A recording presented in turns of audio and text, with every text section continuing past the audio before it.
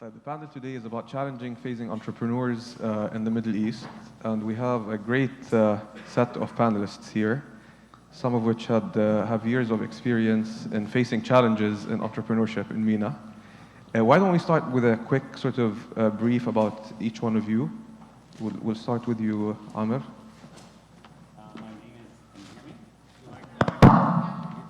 Do you now? Great. So my name is Amr Shadi. I am the co-founder and CEO of Reveal, which is actually a spin-off from my first startup, TA Telecom. And TA Telecom, what we launched with back in 2000, was the first mobile marketing agency in the region. And what we do now is slightly different. We build charging platforms, mobile content marketplaces, and analytic tools for mobile operators. It's based out of Egypt. We have a great team. We've been blessed with an excellent team that works very hard to make TA Telecom recognized as one of the Deloitte Fast Tech 500, Europe, Middle East, and Africa, Red Herring Europe 100, and an Endeavor company. Hello, my name is Hiba Mansour, founder of Sajilni.com. Sajilni is an online event management and e-ticketing platform. We're building the Eventbrite of the Middle East with a Middle Eastern twist. We're based out of Jordan, and we're here as part of the 500 Startups Accelerator program in Silicon Valley. I don't need it. I'm Jawad. I'm currently a student at the business school at Stanford. Last year I was just at the Kennedy School doing my MPA at the Harvard Kennedy School. Before that, I was in the private sector. I did startups, owned 3 restaurants, and also was a partner in a consulting company. And then also switched to a social venture. Worked in one of the largest slum areas, focusing on education, called Nibni Foundation. And currently, I'm just working very hard to try to finish my master's at the business school. Hi, my name is Kareem. I've had about 3 years experience in the Middle Eastern startup community. I was running the investment department at Oasis 500. More recently, I switched to the other side. I joined Sajilni not so long ago, and we're going through the 500 startup program together right now. Amr, you said you started in the year 2000, so that was like 15, 16 years ago. Does time move a bit slower in the Middle East?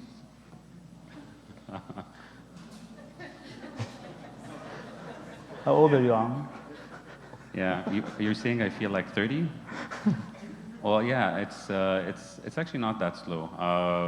For TA Telecom, we've been through a lot, and 15 years, we've seen a lot in the entrepreneurial ecosystem.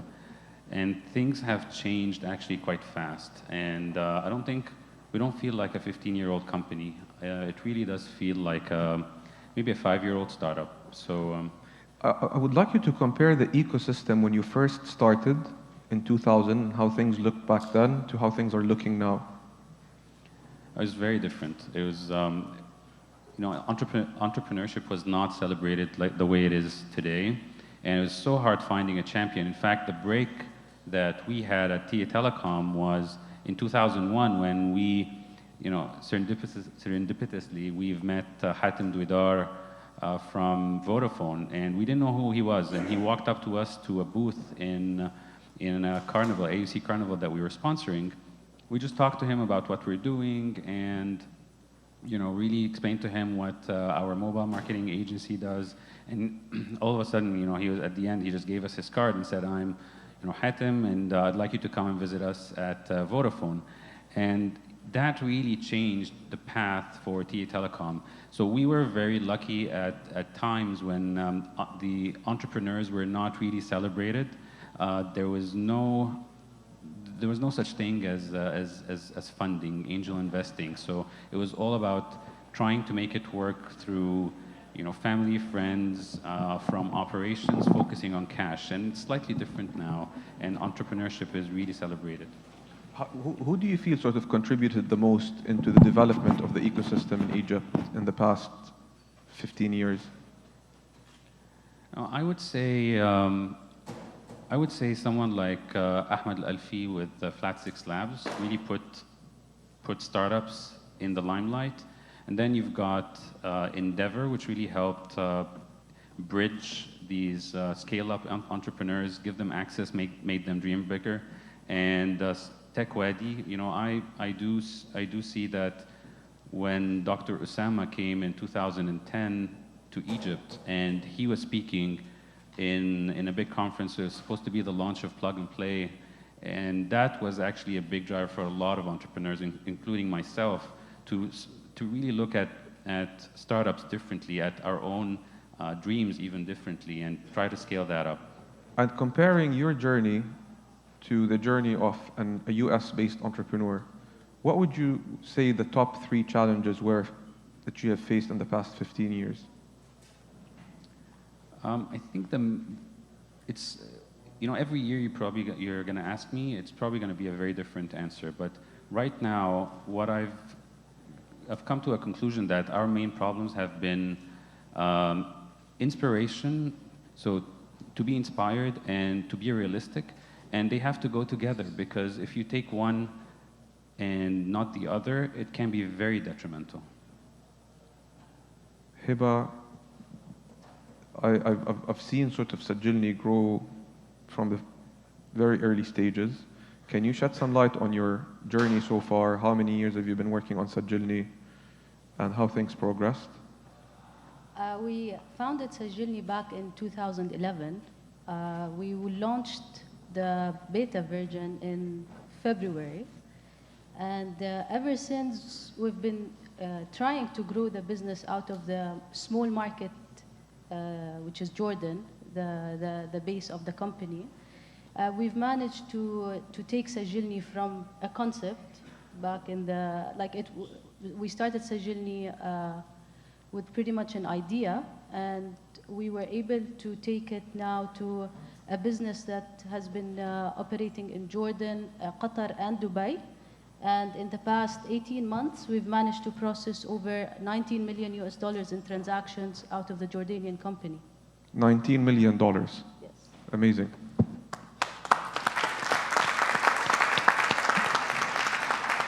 Guys, it's really impressive. Like, generating $19 million in the Middle East, selling tickets, is such a hard job. Can you just give us some sort of an insight into like the yearly revenue growth? We actually started off with probably $15,000 in the first year, but we've been managing to double our revenues year on year. And with the opening of a new market, definitely that had paid off quite well for us. Amazing. Jawad, one thing I've read but I didn't quite get in your profile is the MPA that you did.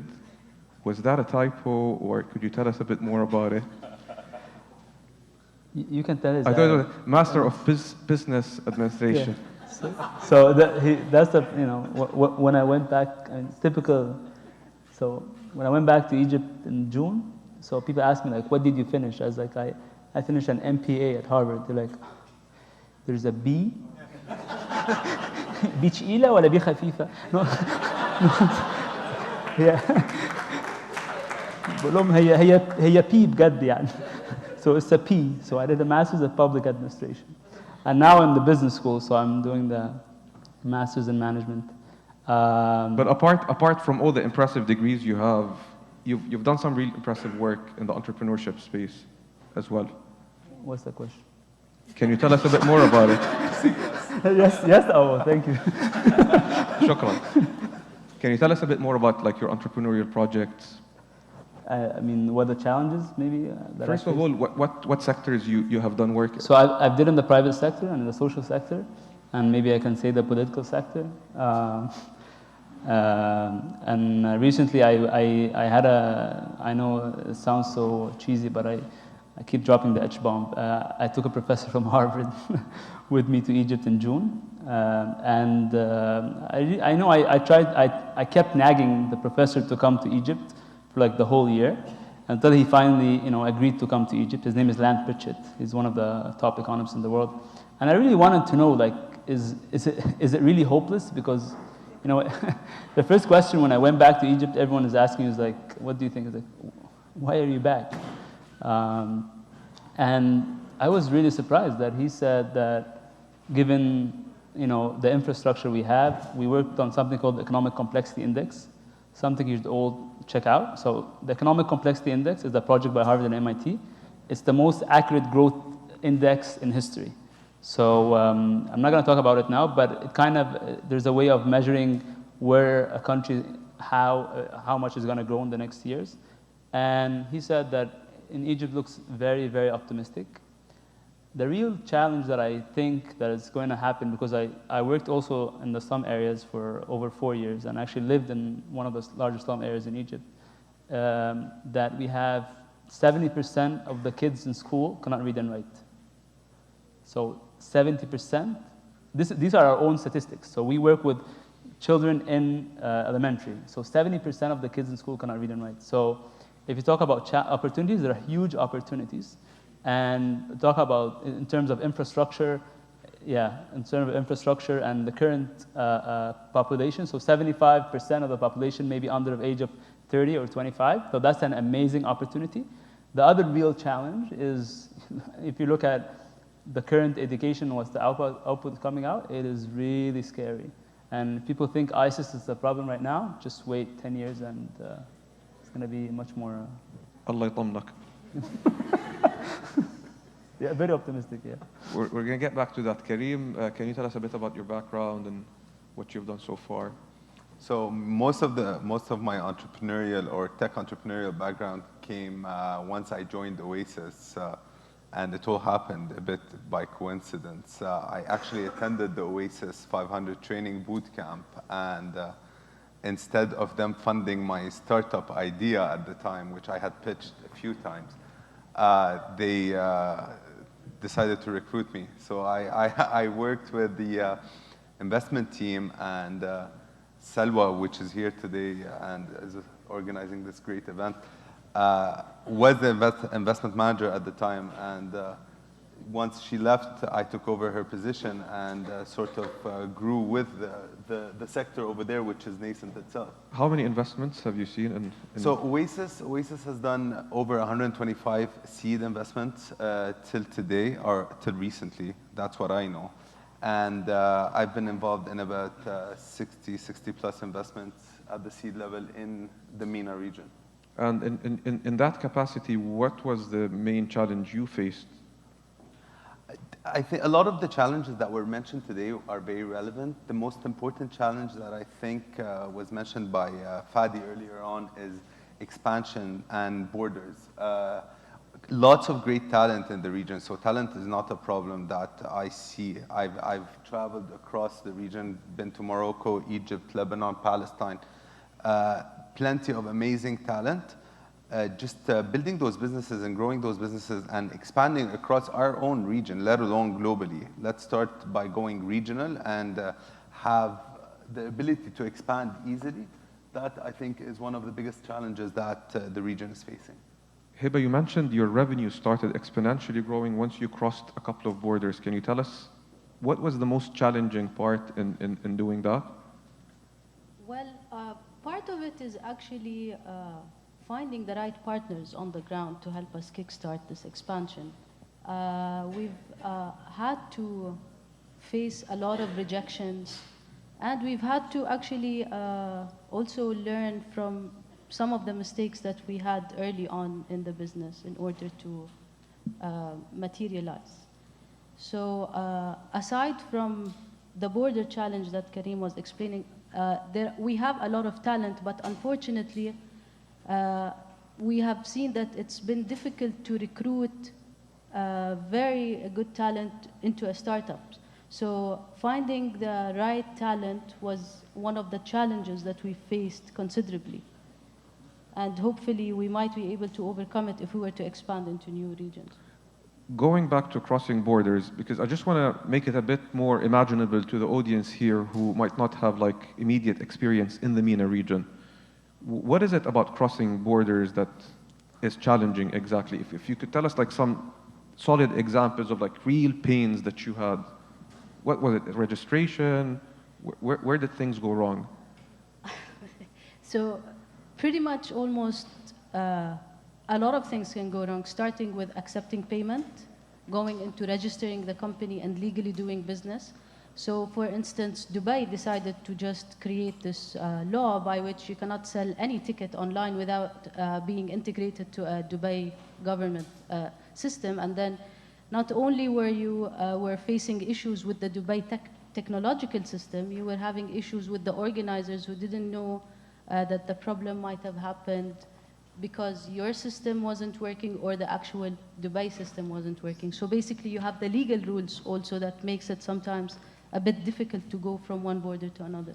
And how does all of this reflect on the startup from a funding perspective? It does take up a lot of our time, our energy. You eventually sometimes get frustrated with all these attempts, and it definitely dries out the cash in the company at certain points if it extends for a longer period of time. You've done business regionally and internationally.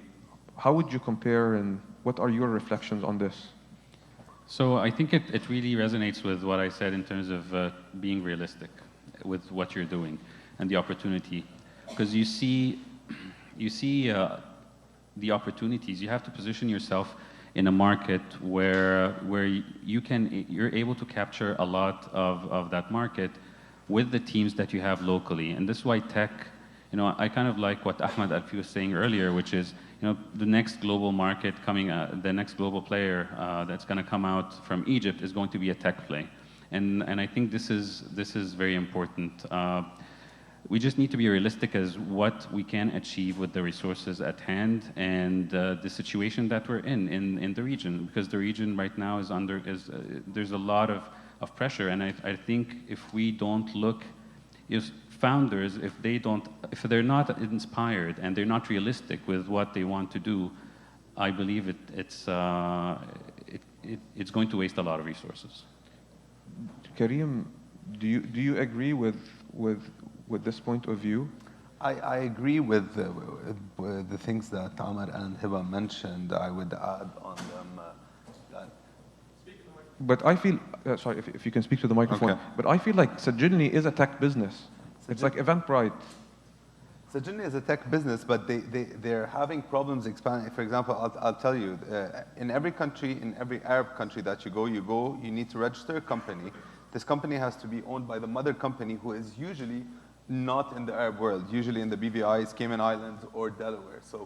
So you're constantly building up new little blocks here and there, and it's time-consuming, drains the funding. Usually you get investment from an investor, and he tells you, I want to put the money in this part of the world. You say you're okay, but you go and you register, and every time you register a company, it costs you, it's not much, but $5,000 to $10,000. It adds up for an early-stage company, and the early-stage companies are the ones that we're talking about, that the ones that want to expand and need to expand.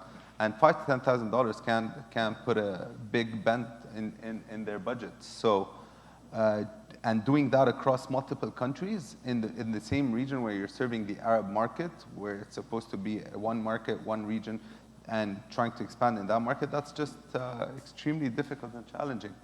But when it's tech, obviously it's easier. If you're providing service, technology or software services, it's a lot easier to expand because it's just, you can service from where you are. I'm surprised we've been halfway through the panel and no one has mentioned funding as a challenge. Yet, you guys, do you see it as a challenge? What are your thoughts on that?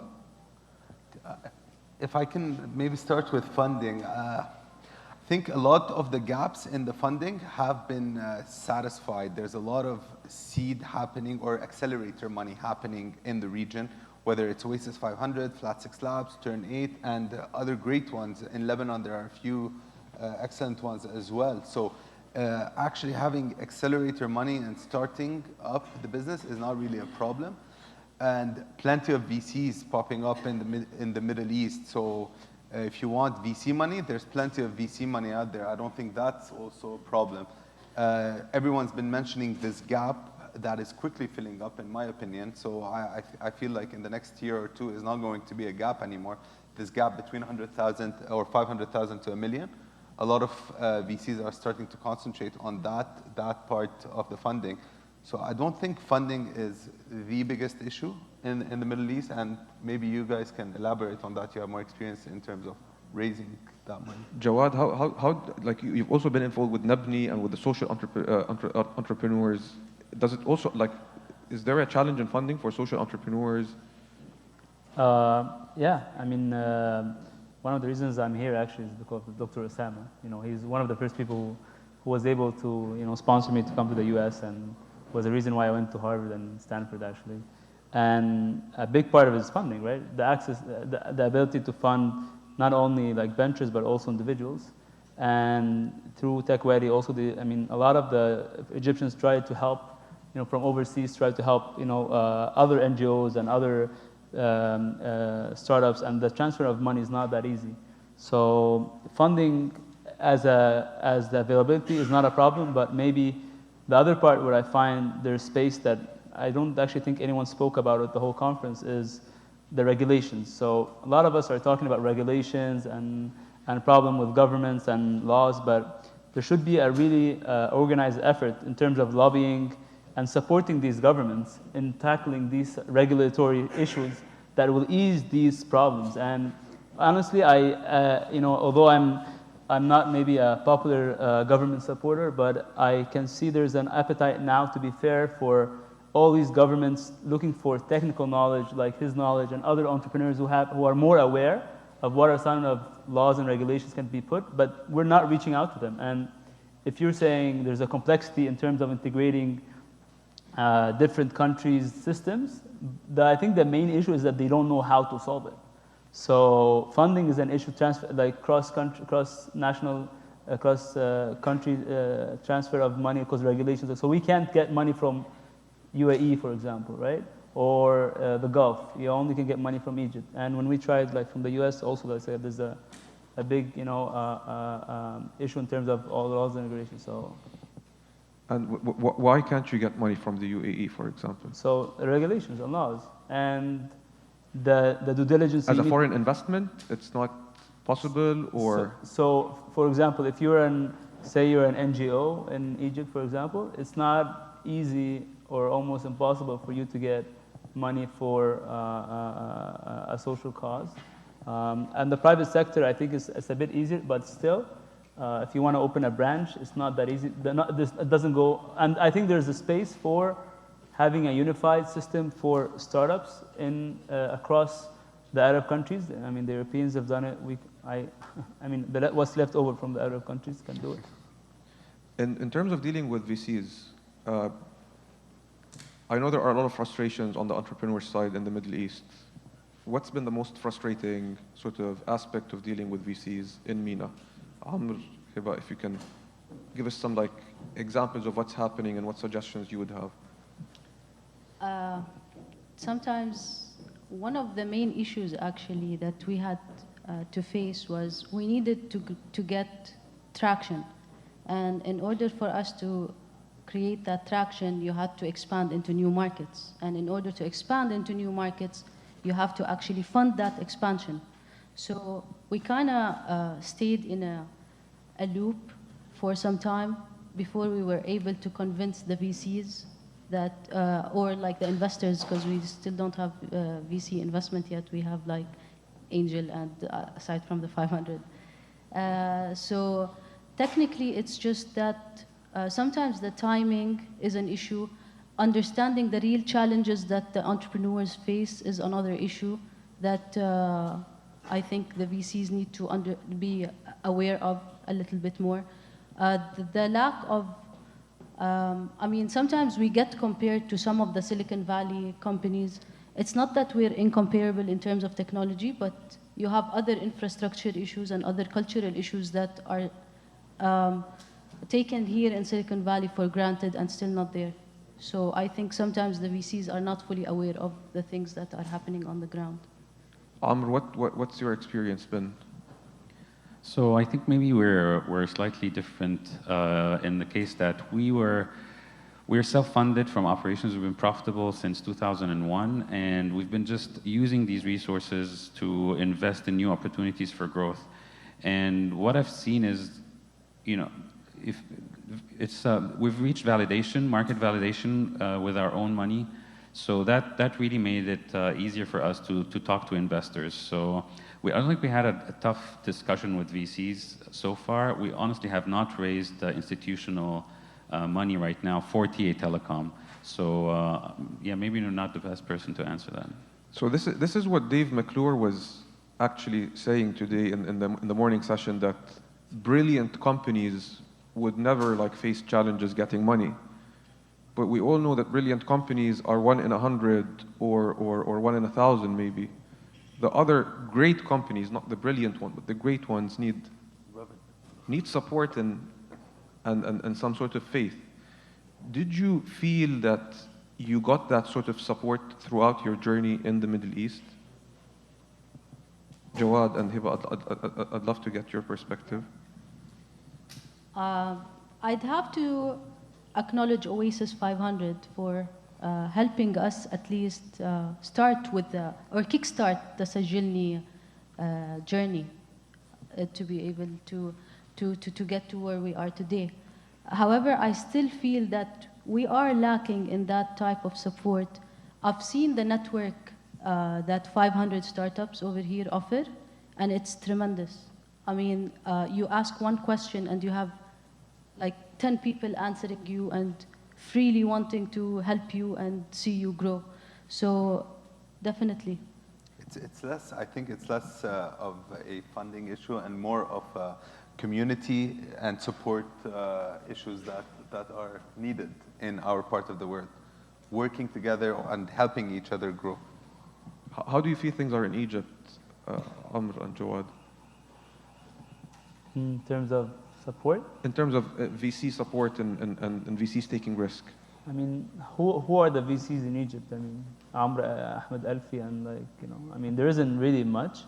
And I think there is more of family and friends money that is available. But institutionalized, you know, VC funding is not really a big thing in Egypt. I mean, for the population, I don't think there's enough. The opportunity is that maybe the VC support can be financial, but also intellectual. So I think there's a huge potential for intellectual support that can be provided, not only through VCs, but other people. And I think the more people, most people who are here who do have in some capacity to help and support. And there's a huge, I can tell you, unbelievable appetite from the youth and the young people to find someone who can mentor. And someone like Dr. Osama and Mo Gaudat and Ahmed Alfi, and without forgetting anyone, Fadi. I mean, these people, the most more than any VC, the most beneficial thing they give is actually the mentorship. And most of the success that I find for myself that I found was, Dr. Osama spending an hour with me a week, or Mo Gaudat talking with me on the phone, and really having some basic questions on, basic concepts on, what can I do with my life? What do you think this is going with my startup? What do you think I should do differently? So I think, to answer your question, I think there is support, but not the VC, institutionalized VC support, but maybe there's a mentorship part that is being given. And I think the more we have of that, the more optimistic you are in seeing a really growing entrepreneurship ecosystem in Egypt that's going to go around the world. So I actually agree and disagree, because I agree a lot with the intellectual support and that advisory role. Someone like Yusri Helmi, who's a TechWadi advisor, very involved with TechWadi, he's been instrumental with working with me. Endeavor. You're also an Endeavor. Definitely. Someone like Yusri Helmi, for example, was instrumental in making us think in a very different way, in a bigger look for a bigger opportunity, which I'll actually speak about very soon. But I don't agree on the VC, on the funding, because it is still a regional play, and we end up getting, if you're big enough in the Middle East with something that is worth VC money, you're probably looking at an opportunity outside, could be outside of Egypt, and therefore we're talking to VCs that are not necessarily based out of Egypt. They're based out of Dubai, they're based out of Lebanon. So I think it's not about funding in a country, it's about, we have to look at it as a regional funding issue. So you think there's enough regional funding? Well, I think what Hala said was spot on. If you reach a certain stage, you are going to get VCs after you trying to give you money. Just my 2 cents on this. I feel a lot of sort of attention in our ecosystems are going towards the entrepreneurs and educating entrepreneurs. I feel that entrepreneurs are really fast. They learn quickly and they can learn on their own. I think we need to put in a little bit more effort into also educating investors in our region. And by the investors, I don't mean the investors that we saw today on the stage. These already, they exactly know what they're doing. They have a very good plan and very good theses. I'm talking about mostly angel investors that probably need some education in our region and investors that are sort of writing the smaller checks. And What about like the culture of failure? I mean, one of the things that I love here, like you know, before when I say I failed, like, you know, this is such a bad thing, but here it's like you're proud. Oh, I started this, you know, startup, and I know I failed 2 startups. I mean, I think there's a media aspect and there's a cultural aspect that affects directly the investors. That so what if you invest in 10 startups and, you know, 8 fail? That's not a bad thing. So I think that's also a big part, right? do you actually feel that the culture of fear would like stop entrepreneurs from? Of course. I mean, I can't. I mean, I don't want to go personal, but yeah. I mean, look at. I mean, our families. You know, when you fail, that's really a big problem, and they think that one of the ways of motivating you is by actually demotivating you and always looking at the negative part. And honestly, like, again, I'm sorry mentioning Dr. Osama again, but one of the things that he always kept on talking about the positive. And you know, yeah, I think our culture of, you know, looking down at people who fail, that's a big problem and comes along with the investors. So I think. To end on a positive note, can we each say something positive that excites us about the region and the opportunity in the region? We'll start with you, Amr. Okay, so the way I view the region, or the way I view what's Egypt for me is a strategic advantage. Egypt for me is a competitive advantage, and us being here in Silicon Valley is a strategic advantage, because with that kind of setup, we have access to excellent talent back home, and with our presence here in the valley, for us that's a strategic advantage, because we can then attract the right talent and kind of entice them to be working with the company like TA Telecom, like Reveal, and have them engaged, bring them here for visits, get them exposed to new technologies, have them on calls with mentors, with some of the top mentors in Apple, in companies like LinkedIn, etc. So this is how I view the region. I'm super excited about the region, to be honest. I think there will be a huge potential for the culture to catch up. At least in the industry that we are in, we are seeing a lot of growth year on year in terms of the business itself. And the fact that despite all of the things that are happening in this, in our part of the world, we have a lot of startups coming up. Some of the ideas are absolutely amazing. So we kind of have a lot of fighters in a good way. So fighters to actually get these startups to emerge and build a great thing.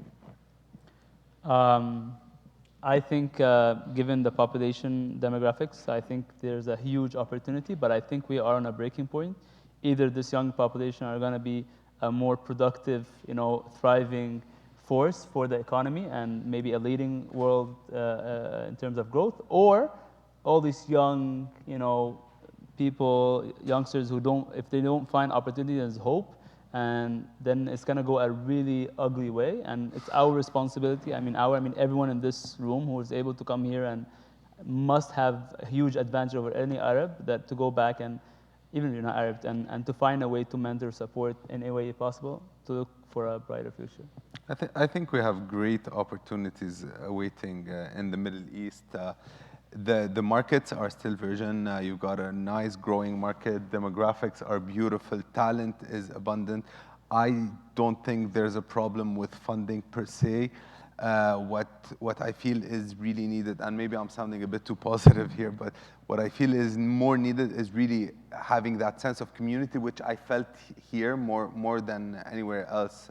That sense of community, wanting to help one another. I'll give you just one quick example. At 500 startups, the mentors, there's a mentor mingle day where the mentors, they come and they pitch themselves to the startup. So the startup is what's important. The mentor comes and tells them, listen, this is what I'm good at. I can do this, this, this. Let me help you. I would like to help a startup that needs help in that specific area. Whereas when you come to the Middle East and you want to go and talk to a mentor, and I'm not generalizing because some mentors are amazing and super helpful, but one of the challenges is they got to go and try to get that mentor to accept to sit with them. And usually when he or she does sit with them, they're not very serious about it. So here it's more about the entrepreneur and really empowering that entrepreneur. And I feel like this is the culture that we need to take back home and use to empower those startups and take them to the next level. Put the entrepreneur first and support that entrepreneur so that they can succeed in whatever they're doing. This panel was not sponsored by 500 startups. Guys, thank you so much for sharing. Thank you. Thank you so much for listening.